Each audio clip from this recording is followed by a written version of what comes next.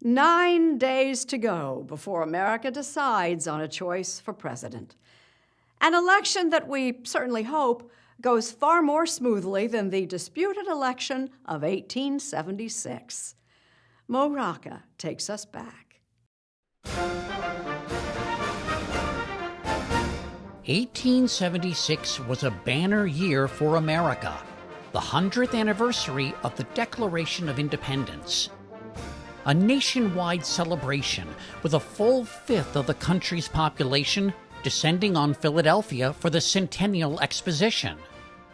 But beneath the revelry, there was a deep sense of unease.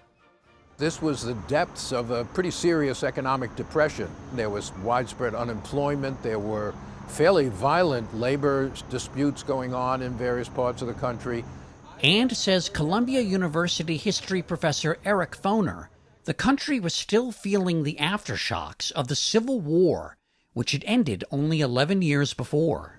There was still violence in the South, which had existed since the Civil War because of white supremacists' opposition to the giving of citizenship rights to the former slaves. So it was not a tranquil year, that's for sure.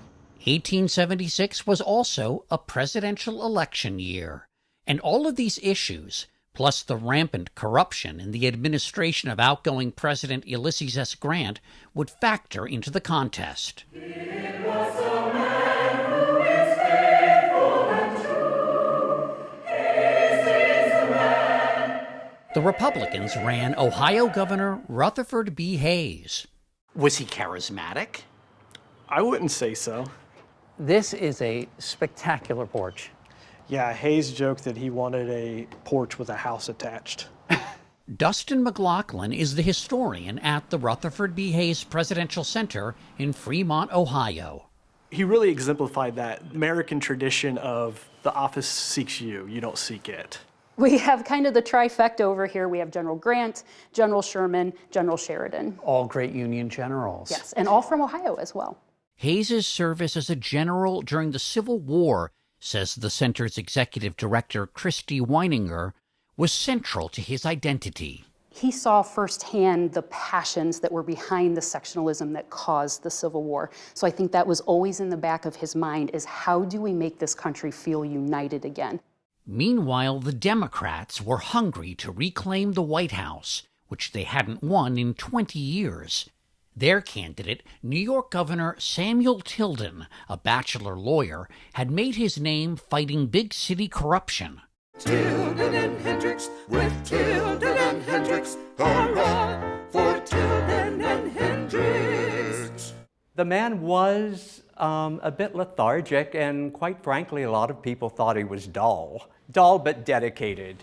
His home sat across from New York City's Gramercy Park and is today the National Arts Club, overseen by Robert Yonner.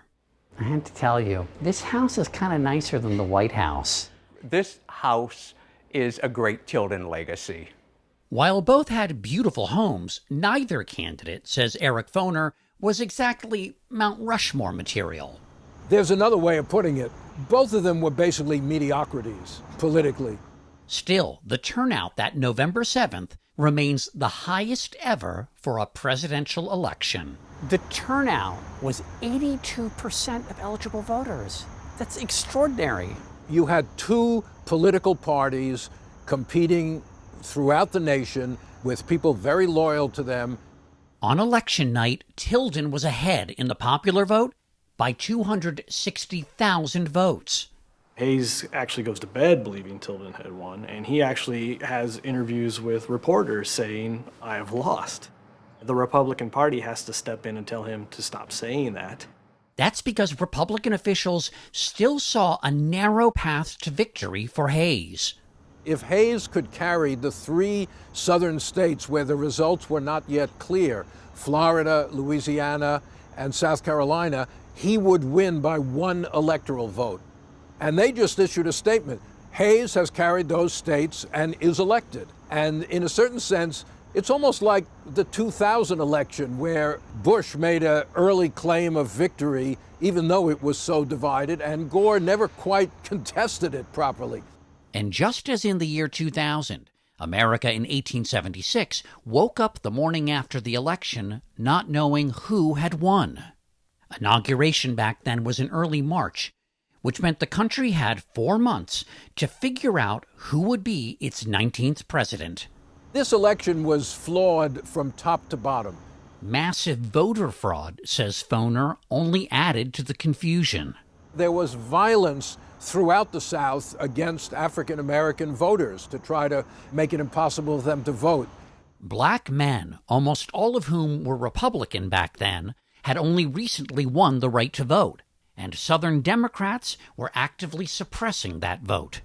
If there had been a fair election in the South, there's no question Hayes would have won by a large margin. But as the weeks dragged on, neither side was willing to concede. How tense did it get? There were Democratic newspapers with headlines, "March to Washington to install Tilden as president." There were Republicans saying, "We're on the verge of another civil war." Tilden or blood. This idea that if Tilden's not counted in, we might have another war, to fight here. Was there a fear that there could be dueling presidencies? Yes. There were key Democrats who asked Tilden to take the oath of office anyway. He refused to do so. And there were a lot of people who said, particularly businessmen and others, who said, "We don't even care who's elected, but get this settled." But Congress was divided, and the Constitution offered no clear direction for resolving the impasse. So in January of 1877, a 15-member electoral commission was formed. The 8 Republicans and 7 Democrats would determine which candidate won the states in dispute. By some coincidence, all the electoral votes are allocated to Hayes by a vote of 8-7 in each case. That's right, the commission voted along party lines. But it's not over yet. It's not over yet. The Tilden camp cried foul. With inauguration just days away and the nation on edge, representatives for both candidates met in Washington for secret negotiations. Ironically, they took place at Wormley House, a major hotel which is owned by a black man. Wormley, probably the most well-to-do African American in the city of Washington at that time. Ironic, because the agreement forged there, known as the Compromise of 1877, would have long-lasting repercussions for black Americans in the South. The Democrats will not stop the inauguration of Hayes. They will accept Hayes as president. Hayes will end the remaining Reconstruction. In other words, the Republicans get the White House, the Democrats effectively regain control of the American South. No more federal protection of the rights of recently freed African Americans. The Democrats promise they will respect the basic rights of the former slaves, which they do not do. Rutherford B. Hayes was certified as president on March 2, 1877. Samuel Tilden accepted the decision. 3 days later, Hayes was inaugurated in a peaceful transfer of power. I think if either Hayes or Tilden had been of the personality that was very aggressive, that was very intense, really wanted this presidency for very selfish reasons, I think the whole tenor would have changed. Today, says Christy Weininger, President Hayes is remembered less for what he did during his single term in office than for the election that threatened, once again, to tear apart the country.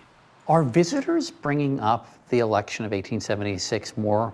They're very interested in how divisive the country was then.